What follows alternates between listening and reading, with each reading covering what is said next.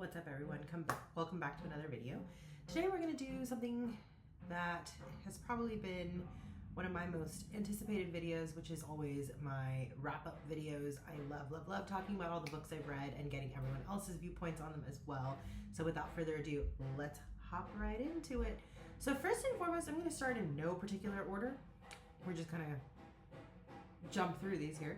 But first and foremost, I wanted to talk about the classic that we read this month. So this month we did end up reading a classic for one of the book clubs, and I am part of the Overbook Book Club, which is the book club on Facebook.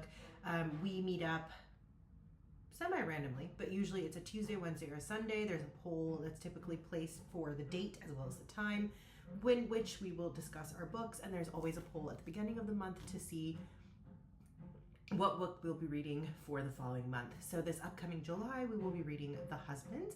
So if you're a contemporary fiction fan and you do want to be a part of a book club, then do consider joining us. I always post the Zoom links pretty early on as well, so that you have access to all of that information and how to get to the actual chats. That being said, this book is the one that we read for book club this month. This is Persuasion by Jane Austen. It is the last book, I believe, that she wrote. This book, I think, is very unique for Jane Austen. Having read most of her other books except for Mansfield Park, I can honestly say that this book is the most satirical when it comes to society. It has the most egregious characters. It has characters that are ridiculous and loud, and it definitely speaks to society as a whole and her thoughts on it. The villain is beautifully crafted in this book. I think the female lead character is highly entertaining in this book as well as the male lead, and particularly I love how colorful the other characters are in this book. If you're looking for something that has a little bit of spice in terms of the scathing review of society for the time, then this is definitely a book I would recommend. Jane Austen does it again in much fewer words at that compared to many of her other books. It's absolutely hilarious. It's so much fun to read, and if you're a Jane Austen fan, you should not miss out on Persuasion. This was a solid 4-star read for me. My favorite book by her is Emma, which is smack dab in the middle of her writing journey, but I do think this one was quite entertaining as well, and you can definitely see the maturity in Jane Austen's writing style as she starts off with, you know, her Sense and Sensibility and her Pride and Prejudice till Persuasion. So if you want to read something about commentary on class systems and you know, England at that time, and read about women who kind of paved the road towards, you know, women's suffrage and all that kind of stuff, this is a great read for that. It also has very Bridgerton vibes, so if you were into the Bridgerton series, would strongly recommend this. But very good book by Jane Austen, would strongly recommend, and it's a nice, fun, fast-paced read. The next one that I have is actually a series. So these two books have been on my TBR for a while now. I wanted to wait to read the series though until June, because the hardback of the second book in this series was only just now recently released. The paperbacks were available first, but because it was not as commonly known, it very quickly got popularized on Book Talk, and afterwards I could not for the life of me get my hands on the second book, and I think it's because they were republishing it in a hardback. So that is, of course, the Carissa Broadbent's series, The Duet from the Crowns of Nyaxia. The Crowns of Nyaxia will be 6 books in total, but each set of books is going to be in a duology. So this first duology was absolutely incredible. If you like Hunger Games, if you like high stakes romance, if you like romantasy in general, if you like vampires and humans and all that crazy stuff, if you like, you know, the idea of the overpowering of one society by another, some Romeo and Juliet vibes, all of that kind of stuff mixed into fantasy, this is the books to read. The first book in the series is The Serpent and the Wings of Night, which kind of sets the stage for the book and shows the background of our main female character, and kind of introduces our main male character. So absolutely amazing. Araya is our female character in this book. She's growing up in a world of vampires, half human, and something else potentially. Doesn't know her full extent of power, and she has been raised by Vincent, who is the vampire king in the world of vampires. She feels like she neither fits in with the humans nor the vampires and is kind of trying to find her way when her father, the Vampire King, enlists her in a competition where the winner gets to request a favor of the goddess Nyaxia, who basically is the one who rules the kingdom. Or not the kingdom, but created the vampires, if you will, and so all of them kind of pray to her. She's the goddess of night and chaos is the best way I can describe it. Then we have the, of course, main male lead character who is absolutely entertaining, Rain. He's a great character to read. He has so much on his poor little shoulders, and his and Araya's chemistry and their storyline is just great. This is probably the more Hunger Games-y one. Then when you get into the second book, The Ashes and the Star-Crossed King, this is the one where you kind of get a little bit more background and deeper characterization of both Rain and Araya, as well as Vincent, who is Araya's father, where all of this started. It also gives you a little bit more history into vampire dynamics and why the renegades are trying to regain control of the kingdom, and kind of what can happen when two outlaws come together in order to defend a kingdom. I will say they're very, very fun, fast-paced, high-stakes books.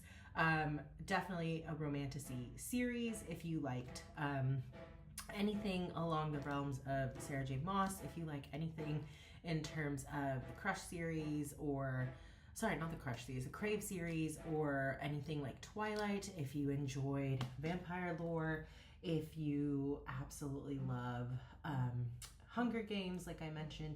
These are books that kind of intertwine all of those worlds together. So would strongly recommend. These were both solid 4-star reads for me as well. The spice level is there in these books. So I would say if you're someone who wants closed door romantasy, that's not this. They definitely go into some detail with what happens between the two characters in the romance scenes. But I would say that they're very skippable and they don't add much value to the story in terms of needing to read those scenes. So very skippable, and it doesn't go on for chapters and chapters and chapters, which is nice too, but it is there. So spice level would probably be like 2.5, 3 for me in these books, but excellent, excellent reads. Would strongly recommend, and I'm so glad I finally knocked that off of my list. I'm making a mess, guys. Just dropping books everywhere. Take a little sip here. As the summer is rolling around, guys, remember to hydrate. Hydration is important. Hydration is good for you. Then next up, I have the last book that I had not read by Helen Hoang in this series, which has the 3 books, the Kiss Quotient, the Heart Principle, and the Bride Test, where it kind of delves into the idea of romances between characters where some of them also have autistic qualities, which is unique to this author given her background with autism as well, which is why these books were so enjoyable. This is the only book of the 3 where the male character is the one who has the autistic component and the female character does not. It's basically about a young woman from Vietnam who gets hired to marry a man living in the US by his mother and is brought over to the United States to see if they can't create a relationship and a love for each other. She really has to work hard to learn him, and he really has to work hard to learn her, and their romance is adorable. It's very, very cute to read.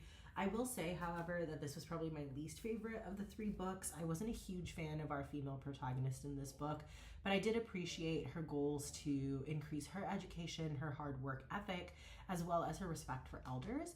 But I think the entire premises of being hired to essentially seduce a man was a little bit of a setback for me. So not really my cup of tea, but that being said, still very well written. This was a 3-star read for me. I do think the other 2 were a little bit better. Kiss Quotient was probably a solid 4.5, and then the Heart Principle was like a 4-ish, 3.8 to 4-ish, and then this is probably a solid 3. So if you are into something that's light, fun, easy to read, and you want to read something with a little bit of a twist when it comes to romance that also deals with some delicate topics such as autism, then this is a great option as well. And I do recommend starting with the first book, which is The Kiss Quotient, if you have not read that yet. Next up, I have an Ali Hazelwood book. This was the only one in the STEM romances by her that I have not read. Now, I will preface this by saying Ali Hazelwood is probably one of my favorite romance authors. I think she really does capture women in science, and she has a way of making them sound smart and yet silly and socially awkward at the same time, which I would say was pretty accurate for me when I was in school. So I think it was a very entertaining read. I think it also kind of speaks a little bit to the unfortunate genderism that you can see in STEM culture as well between male and females. I think it kind of speaks to that as well. I think it's very interesting to read about female characters who are well into their 20s, highly educated, highly motivated, highly driven, who have social anxieties, but are also just trying to make it through day to day, and are dirt poor at the same time because they're still finishing their PhDs before their big fancy degrees come into play. And so the passion in the characters when they talk about their various fields, the hints of science that's kind of thrown in there, especially in regards to engineering, and the basic world of students and their peers and their superiors in this setting was very interesting to read. I will say, however, I do think it's overgeneralized, so that part of it did irritate me a little bit, but all three of these characters were very entertaining and fun to read.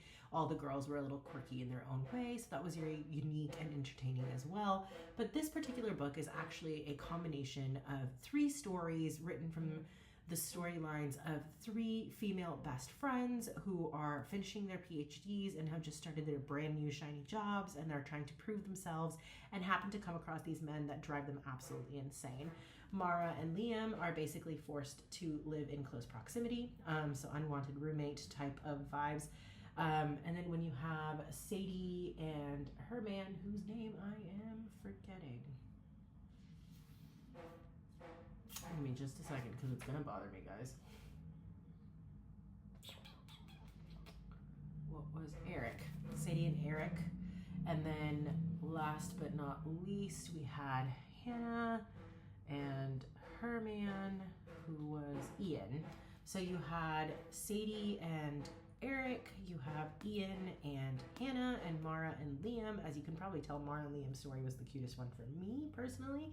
Sadie and Eric's story was very entertaining as well. However, Sadie's primary interest outside of science is soccer, and I know nothing about sports, so it was really hard for me to get into that part of the book.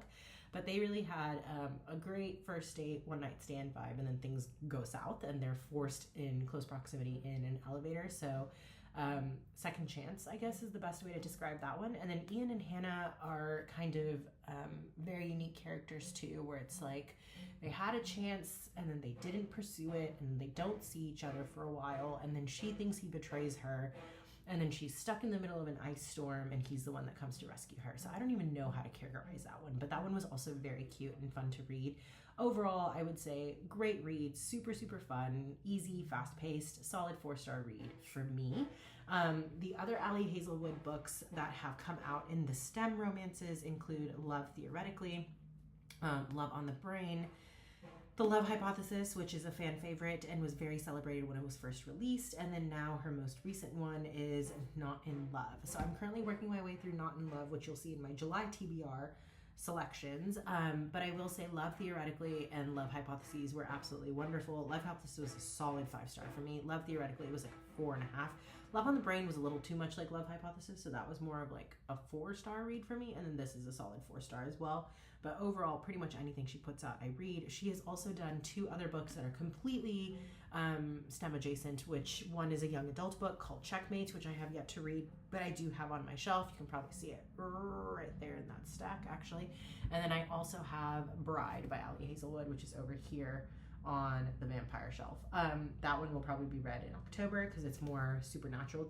And then this one will be read soon. I promise it will happen. But this is great, would strongly recommend, solid 4 stars.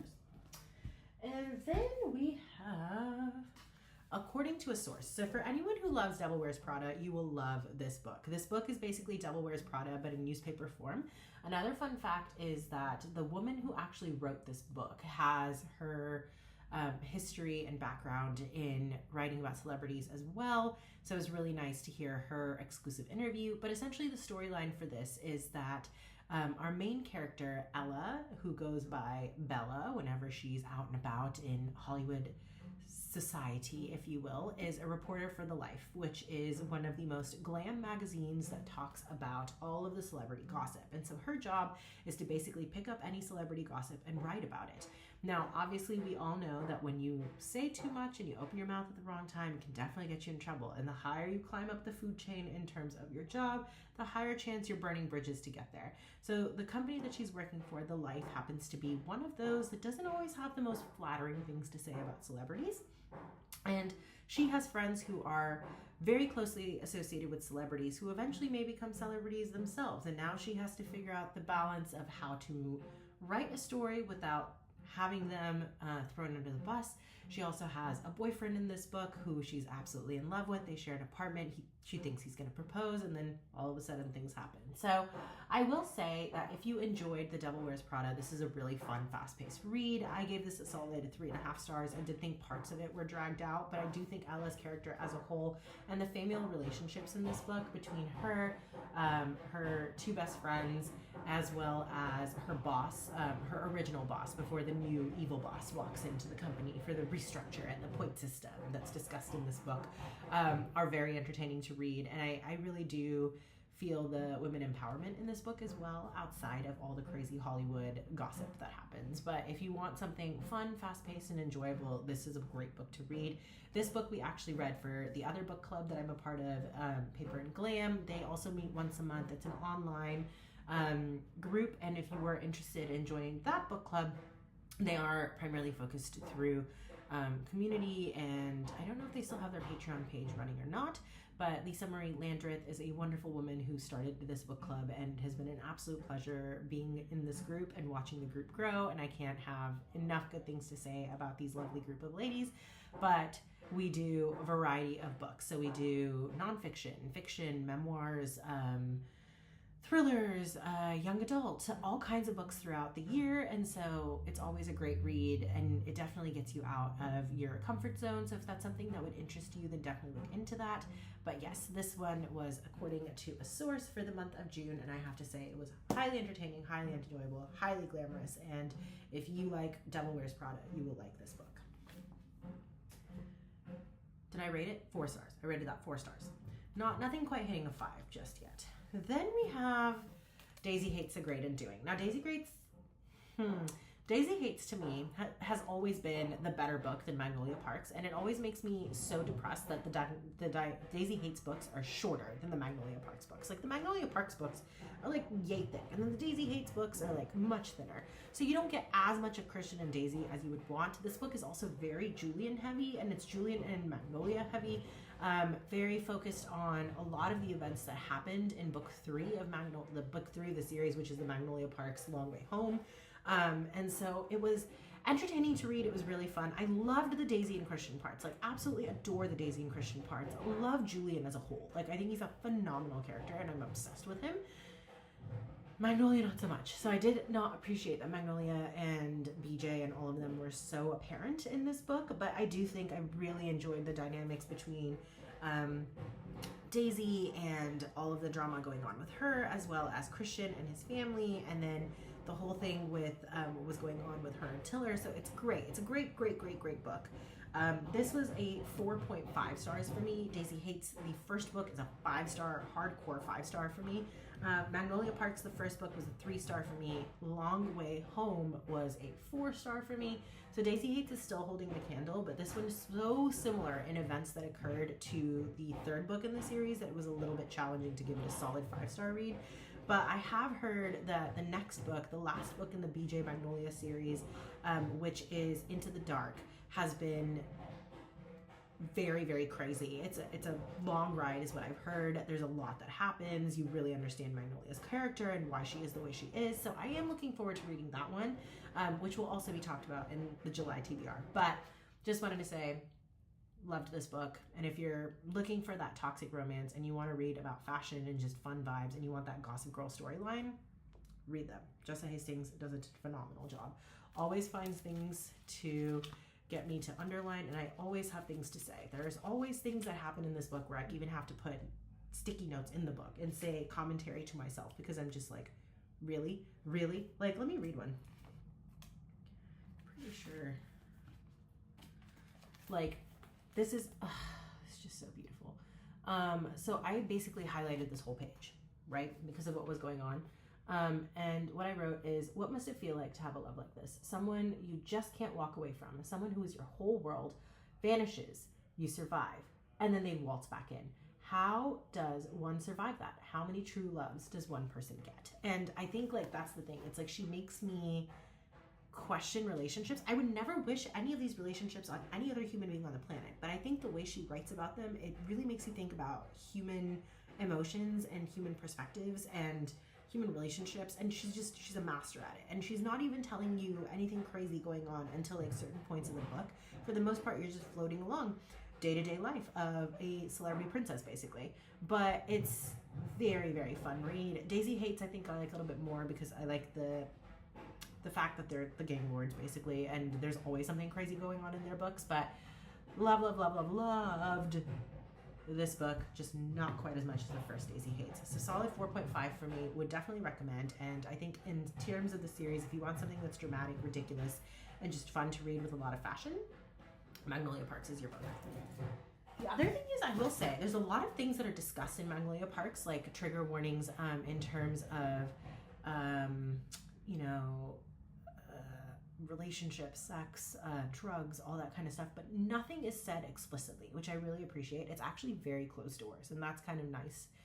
In terms of the series, you don't get too much of that stuff. It's more about the emotions of the characters and how they deal with these scenarios. So I think that has been handled very well as well.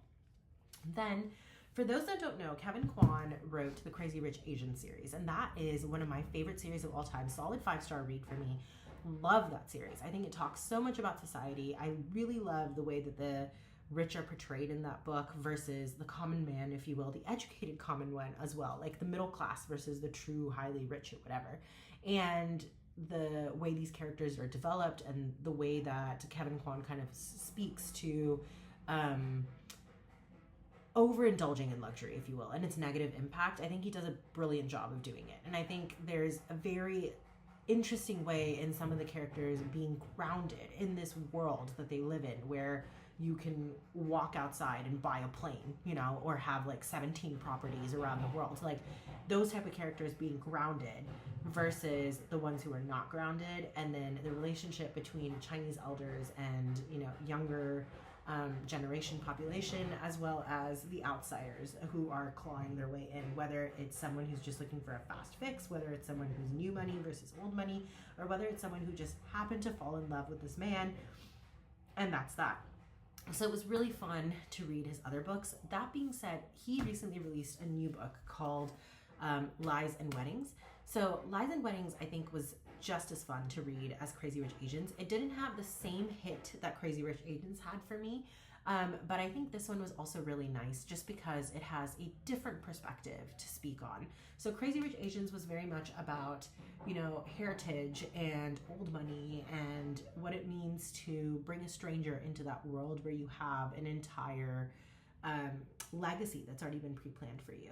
This book's a little bit different. This book is about a woman who is, always been very, how do I put it? She's almost ashamed of her Chinese culture, ends up marrying a white man who's also from a line of power, has land, has a title, has all these things without fully understanding what's going on in the background. And she creates her name for herself in the Western community while pushing her Chinese identity aside. And she's kind of raised her kids this way. Meanwhile, there is a very down-to-earth woman who is a physician who works with all kinds of crazy patients, and her father is also a doctor who also works with crazy patients, and they have very humble upbringings. They happen to live on the same property. The dad, who's the doctor, and the husband, the white man who is the title owner and has this lineage and home and everything, happen to be very good friends. They've also grown up together as childhood friends, which is why they're so close. And so they tend to rely on each other for anything that's going on. And this wife, hates the fact that her son happens to like the doctor girl. And so she's constantly trying to put her claws in between there. And her biggest issue with this whole scenario is the fact that the girl is Chinese, as is her son, half Chinese. But it's very interesting reading this book from perspectives of all the different characters. I think the affluence aspect and how it can go to people's heads was very interesting to read, but I also think the power plays and the take on, you know, Chinese, this Chinese woman who is essentially royalty pushing away her identity is fascinating to read, because I can see where that would be an issue too. I think a lot of times when East and West bump together, there's that identity crisis, that question of who am I, how do I define myself, how do I present myself in this world. And I think for many of us who were born and raised here, whether we come from Indian descent or Asian descent or, you know, Middle Eastern descent, whatever it may be, there is a culture shock to a certain extent between what happens at home versus what you see when you're living outside in a day-to-day lifestyle with America growing up.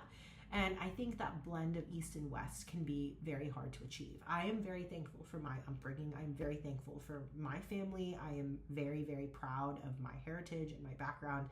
I do consider myself Indian. I do consider myself Hindu, but I also consider myself American, having been born and raised here. I have a very clear identity with being an American South Asian who is also extremely, extremely proud of my culture and my heritage and my background. I've been back to India multiple times, all this stuff.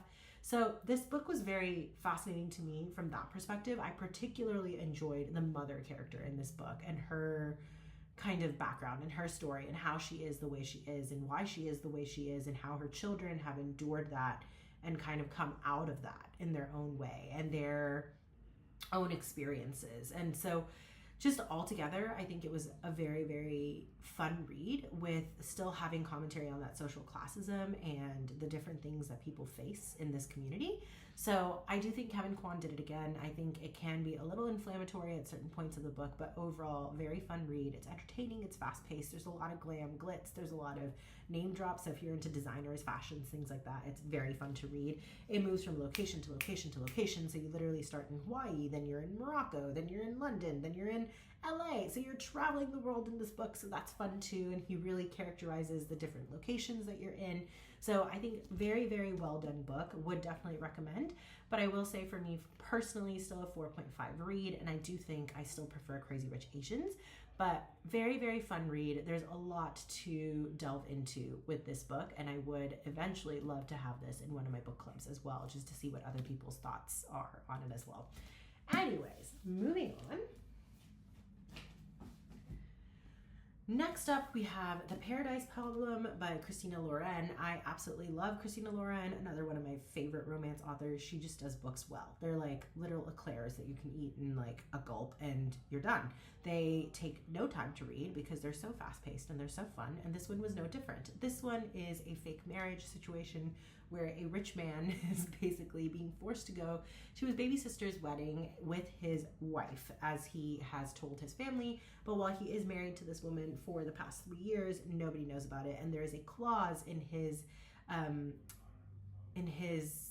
inheritance where if he can't prove that the marriage is real, he loses his money. But not only does he lose it, all of his family loses it too, and he has not let his siblings know. So very entertaining read. I think it was highly fascinating to read about the drama within the family and the power plays within the family, but also understanding the relationship between the main male character and our main female character. So Anna is the main female character, Liam is the main male character, and it was really fun watching their relationship bloom, but it was also really interesting watching Anna try to navigate this society and Liam trying to understand what her upbringing was with such a supportive father, but coming from, you know, more humble means, and then Liam coming from this family that's basically like Bill Gates' family, let's just say that. So like that level of wealth, and having to go through the things that he's gone through, competitions with his siblings, like the way his father turns them against each other, his relationship with his own father, all those things are very well explored in this book. So there is depth, but at the same time, it's just fun and happy, and it's in the middle of Hawaii again, and you're just having a blast. Was it Hawaii? No, I don't think it was Hawaii. Where did they go? Where did they go? Beachland. Why can't I remember where they went? I don't know for the life of me why I can't think of where they went.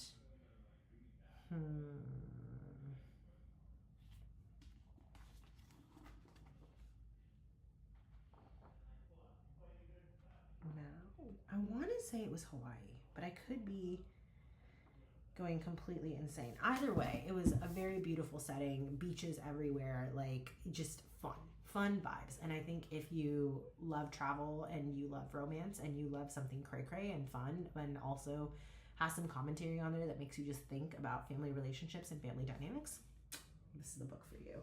This was a 5-star read for me. Loved this book. Loved this book. It had everything I wanted. It had the drama. It had something to think about. It also had the relationship that just chef's kiss.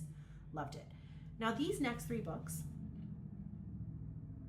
I cried. I laughed. I enjoyed. I loved these books so much. I did a separate video just about these 3 books, and I'm now reading her other 3 books from her first series that she wrote. Yes, ladies and gentlemen, if you guessed it, you guessed correct. It is the Abby Jimenez books. Every single one of these was a 5-star read for me. The first one in this series, in this world, is Part of Your World. And I have to say, this book, I loved it.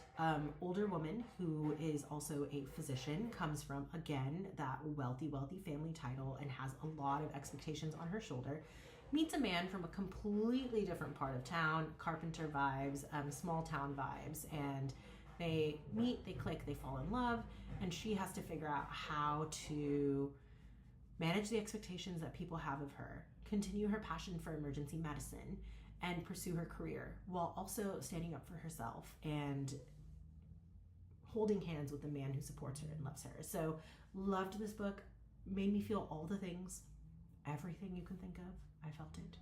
I loved this book. I would reread and reread and reread this book. I would recommend it to anyone who's looking for a good romance book that also has bite to it, has substance to it. Part of Your World. Part of Your World does that. Abby Jimenez killed it. Killed it. The second one in this book is called Yours Truly. This is the second book in this world. This one follows the best friend from the first book.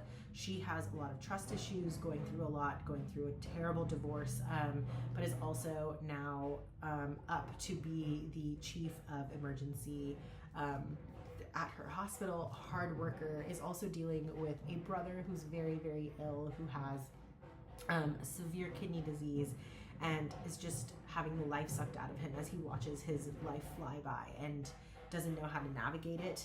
So it has a lot about that as well. And it also follows the male character in this book also has that slight social anxiety and things like that, even though he's a phenomenal doctor as well. Their story was beautiful to read. This one was probably even better for me than the first one, and I felt all the things with this book. I loved it. I love the fact that their romance started off by writing letters to each other. I love the fact that they hated each other at first sight. I love the fact that they do the fake dating thing. I love the fact that there's a happy ending at the end for everybody. It's done so well. And again, poignant topics discussed in a beautiful way by Abby Jimenez that I think just so well done. Chef's kiss, 5-star. And the last book in this series is Just for the Summer. This one was also excellent. I think this one deals a lot with what it feels like to have abandonment issues, and I think that was also delved into beautifully. Also, the idea of having life dumped on you, things you may want, things you may not want, just like literally forced onto your head because you don't have a choice. So the male lead in this book basically ends up finding himself caring for all of his siblings out of nowhere, and the female lead in this book has a very small group of people that she cares about, essentially herself and her best friend, and that's it. She never lets anyone else in because of the abandonment issues that have been created by her mother, who has been absentee forever in her life. But the premises of this book is these two characters start dating because they find that every single time they have dated someone and they break up, their ex then moves on to find their perfect match, and they end up falling in love and creating their future together. And so they're goal, or their guess is if they date each other and then break up, they will break the cycle. Very, very entertaining premises, very, very funny, enjoyable, great to read. Lot of depth to this book, and would strongly recommend. Again, Chef's Kiss, Abby Jimenez did it again. Solid 5-star read for me, no doubt about it. I absolutely adored it, and I would definitely recommend it to every single person in the world to please read that book. And I believe that is all the books that we read for the month of June. I didn't quite hit all of my TBR. I did want to try and get through Vanity Fair, another classic, as we all know, but I did not have the time to actually sit down and read that, because that would probably be one of those books that would take me at least 3 weeks to read, and I wouldn't read anything else. So I will get to it, but I didn't quite get to it this month. But altogether, those are the total number of books we read. So we had 12 books altogether this month for June. I hope you enjoyed this review. I hope it gives you inspiration for books that you may want to add to your TBR. If they're books that you've already read, please do leave comments below. Thank you again so much for watching and being a part of our bookish community. If this is your first time visiting, thank you for coming and joining us and watching. If you are interested in sticking around and hearing about all things books, then with a little bit of random sparks kind of sprinkled in between, and definitely consider joining and hitting that subscription and notification bell. I put out videos every Wednesday and Sunday, and I love this little corner over here that we've created on the internet to talk about all things books. Once again, thanks so much for joining us. Absolutely love all of y'all. And if you have any thoughts on these books, or if you have any books you want me to read, or any recommendations on what I should read, please leave it in the comments below. I think July's selection of books is going to be a little bit more eclectic, but more on that on a later date. Stay tuned for the July TBR, which will be coming out soon. Until next time, thanks so much for watching. Bye, guys.